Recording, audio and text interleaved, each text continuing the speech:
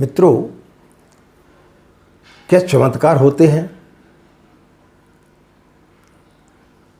बहुत सारे लोगों के बारे में बहुत सारी चीज़ें हमें पढ़ने में मिलती हैं कि अमुक का अवतार हुआ और उनने इस प्रकार के चमत्कार बताए। बहुत सारे साधु संतों के बारे में पढ़ने को मिलता है कि कोई भभूत निकाल रहा है, कोई तावीज़ निकाल रहा है, कोई चैन निकाल रहा है, कोई घड़ी निकाल रहा है। तो ये सब क्या है? क्या हम साधना के माध्यम से व्यक्ति के अंदर इस प्रकार की शक्तियाँ आती हैं कि वो इस प्रकार के चमत्कार कर सकता है। दूसरा, गायत्री मंत्र के द्वारा किस प्रकार के चमत्कार की हमें अपेक्षा करना चाहिए, वो पूज्य गुरुदेव के जीवन के कुछ बिंदुओं को लेकर के हम बताएंगे कि गायत्री मंत्र से किस प्रकार के चमत्कार व्यक्ति कर सकता है, उसके जीवन में किस प्रकार के चमत्कार होते हैं।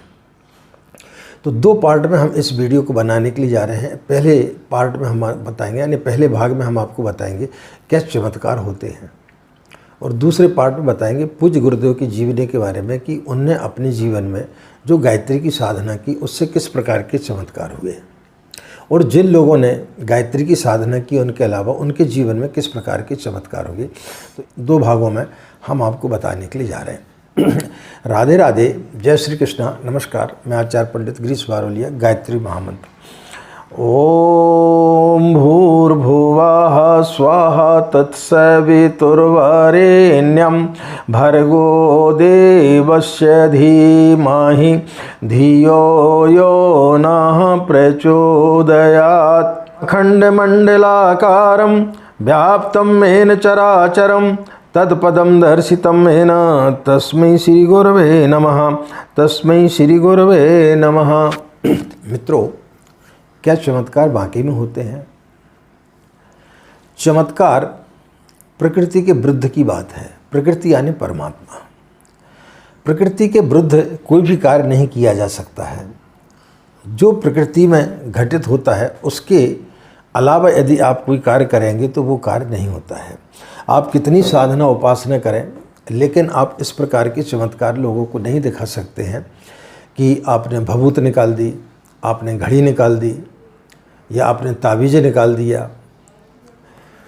इस प्रकार कृत्य तो जो है नट भी करते हैं, जादूगर भी करते हैं, लेकिन हम जानते हैं कि उनकी हाथ की सफाई है, इसलिए 100-500 रुपये जो भी इनकी टिकट होती है वो दे करके चले आते हैं। लेकिन यही काम कोई साधु महात्मा करता है तो हम उसके पीछे पागल के समान दौड़े दौड़े चले जाते हैं, और अपनी गाढ़ी कमाई का बहुत सारा अंश जो है वो हम उनके लिए दे देते हैं, लुट जाते हैं। ये देख कर कि ये व्यक्ति भभूत निकाल रहा है, इस व्यक्ति ने तावीज़ निकालती, तो वो काम जो काम नट कर सकता है वो काम यदि कोई दूसरा व्यक्ति करता है तो वो चमत्कार नहीं होता है। इस प्रकार की भ्रांतियाँ लोगों में फैला दी गई हैं। कुछ भ्रांतियाँ जीसस के बारे में भी हैं कि उन्होंने जो है लंगड़ों को चलना सिखा दिया, लेकिन जब वो स्वयं जब उनको सूली पर लटकाने के लिए जा रहे थे तो वो छोटी सी पहाड़ी के ऊपर नहीं चढ़ पाए। अंधों को आंखें दे दी, लेकिन जो लोग उन्हें सूली पर चढ़ा रहे थे वो दिव्य दृष्टि नहीं दे सके। बुद्ध के बारे में है कि एक शिला जो है वहाँ से ऊपर से नीचे लुढ़कती हुई आ रही थी और उनको क्रॉस करते हुए और सामने से फिर चली गई, उनको छोड़ दिया, लेकिन विषाक्त भोजन से उनकी मौत हुई।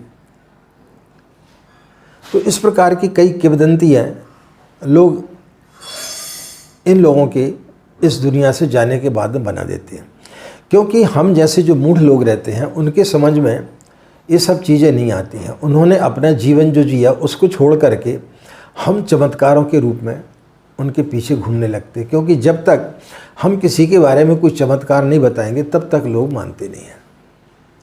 इसलिए फिर हम जो है मन गढ़ंत कहानियाँ उनके बारे में गढ़ते हैं कि उनके साथ में ऐसा हुआ, उनके साथ में ऐसा हुआ, और फिर उसी चमत्कार को लेकर के हम अंधभक्त होकर के दूसरे लोगों में भी उस प्रकार के चमत्कार देखने का प्रयास करते हैं।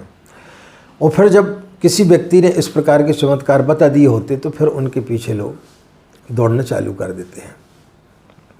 बंगाल में एक बाबा हुए, वो एक बार ट्रेन में सफ़र कर रहे थे विदाउट टिकट। टीटीआई आया, उनसे टिकट के बारे में पूछा। वो बोले कि तू जानता नहीं, मैं साधु सन्यासी हूँ, मैं टिकट नहीं लेता हूँ। दोनों में काफ़ी विवाद हुआ। दूसरी स्टेशन आई, वहाँ पर उसने उनको उतार दिया। वो बड़े क्रोधित हुए और बोले अब तू इस गाड़ी को आगे बढ़ा के बता। उन्होंने अपना दंड जो है वो वहाँ पर टिका दिया।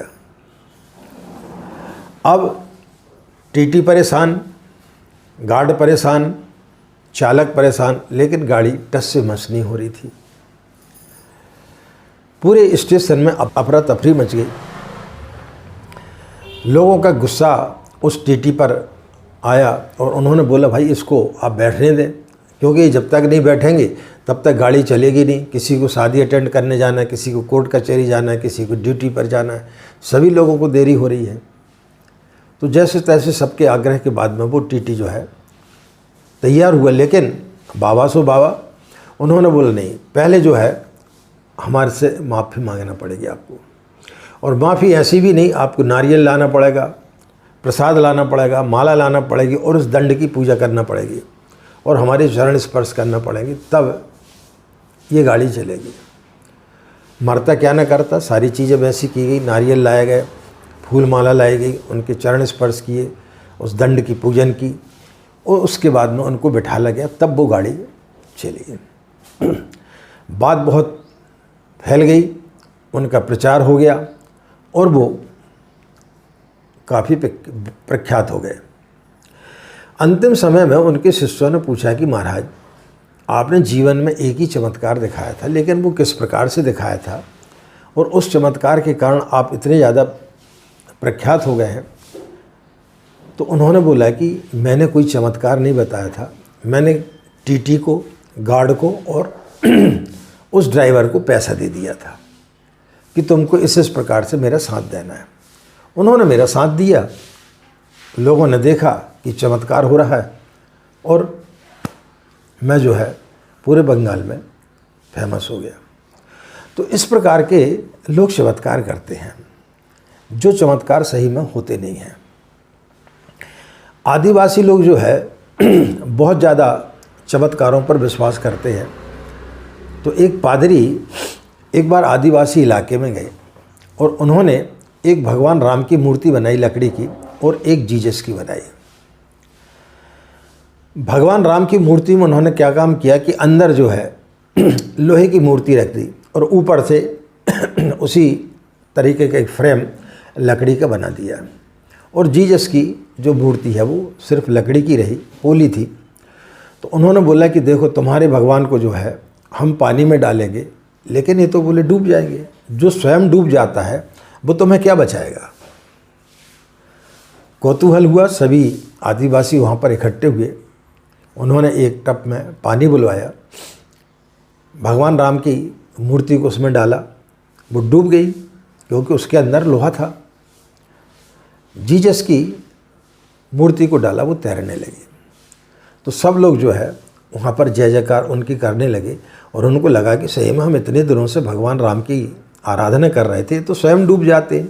जब जो डूब जाते हैं तो उनको हम यदि भजेंगे तो वो हमें कैसे बचाएंगे।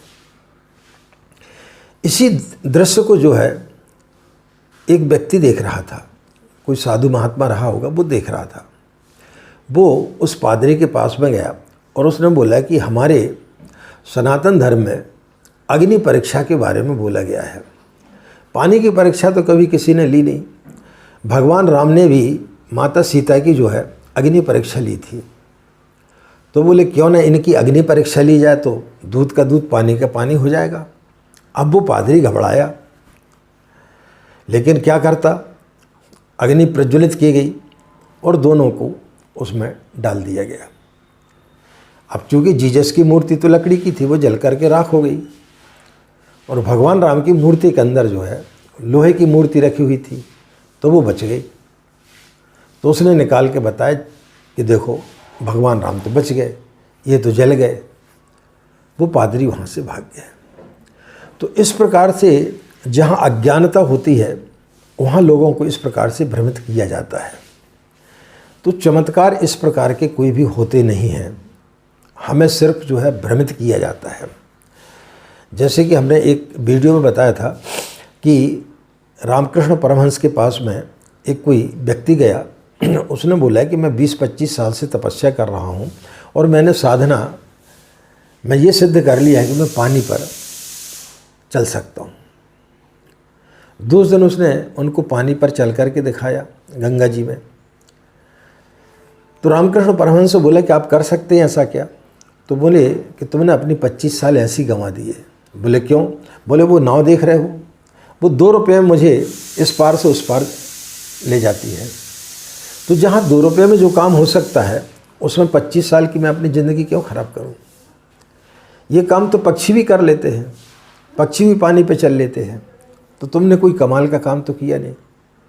तो हम इन्हीं सब चीज़ों में पड़े रहते हैं और कोई भी साधना करते हैं तो हम ये चाहते हैं कि हम कोई मंत्र का जाप कर रहे हैं तो हमारे पास इस प्रकार की कोई शक्ति आ जाएगी क्या कि हम लोगों को चमत्कार दिखा सकें। तो चमत्कार नाम की कोई चीज़ होती नहीं है। इस प्रकार का कोई भी व्यक्ति चमत्कार मंत्रों के माध्यम से नहीं बता सकता है। इन सब भ्रांतियों में हमें नहीं पड़ना चाहिए। हाँ, लेकिन जब हम किसी भी मंत्र का जाप करते हैं, किसी भी देवी देवता की पूजा पाठ करते हैं और ख़ासकर जब हम गायत्री मंत्र का जाप करते हैं तो किस प्रकार की जीवन में घटनाएं घट सकती हैं, उन्हें आप चमत्कार भी बोल सकते हैं या उन्हें ईश्वरीय अनुकंपा भी बोल सकते हैं, क्योंकि वो प्रकृति के विरुद्ध नहीं होता। प्रकृति आपको स्वयं दे रही है, ईश्वर आपको स्वयं उस चीज़ को देता है। तो इसी के बारे में हम दूसरे वीडियो में बताने के लिए जा रहे हैं, पूज्य गुरुदेव के बारे में व अन्य लोगों के बारे में कि उनको किस प्रकार की सिद्धियां प्राप्त हुई, जिससे कि उनके जीवन में किस प्रकार की घटनाएं घटी। आशा है आपके लिए निश्चित रूप से यह दोनों जब वीडियो आप सुनेंगे तो आपके लिए समझ में आएगा कि चमत्कार के नाम पर कितना लोगों को भ्रमित किया जाता है, कितना लोगों को लूटा जाता है और कितने हम बेवकूफ़ बनते हैं। तो दूसरे वीडियो को आप ज़रूर सुनें। इस वीडियो को यहीं समाप्त करते हैं। आपका दिन मंगलमय हो, आप लोग खुश रहें, मस्त रहें। माँ गायत्री की असीम कृपा इसी प्रकार आप लोग पर बनी रहे। आज की बात समाप्त। हमें आज्ञा दें। नमस्कार। ओम शांति।